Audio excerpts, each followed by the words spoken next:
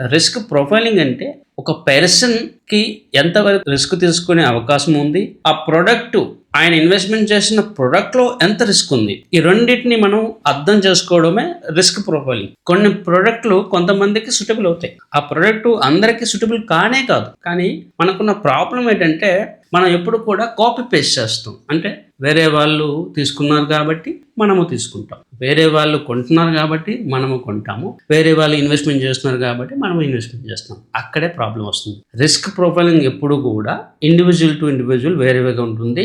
Even మీకు కూడా మీ age బట్టి రిస్క్ ప్రొఫైలింగ్ మారిపోతుంది. మీ యొక్క క్యాపిటల్ బట్టి కూడా రిస్క్ ప్రొఫైలింగ్ మారిపోతుంది. ఈ చిన్న లాజిక్ చాలా మందికి తెలియక అర్థం చేసుకోక వాళ్ళ యొక్క వెల్త్‌ని వాళ్ళే డెస్ట్రాయ్ చేస్తా ఉన్నారు. ఇక్కడ ఎవరో బయట వాళ్ళు ప్రాబ్లమ్ క్రియేట్ చేయట్లేదు. వీళ్ళకి వీళ్ళే వాళ్ళ యొక్క వెల్త్‌ని నాశనం చేసుకుంటారు. ఇంత లాజికల్, ఇంత రియలిస్టిక్ డాటా మీకు ఎంటైర్ యూట్యూబ్‌లో దొరకదు. అది నేను మళ్ళీ మళ్ళీ చెప్తా ఉన్నాను. కావాలంటే మీరు వెతికి చూడండి. ఇలాంటి డాటాని, ఇలాంటి పాయింట్స్‌ని ఏ ఒక్క వ్యక్తి కూడా మీకు చెప్పడు.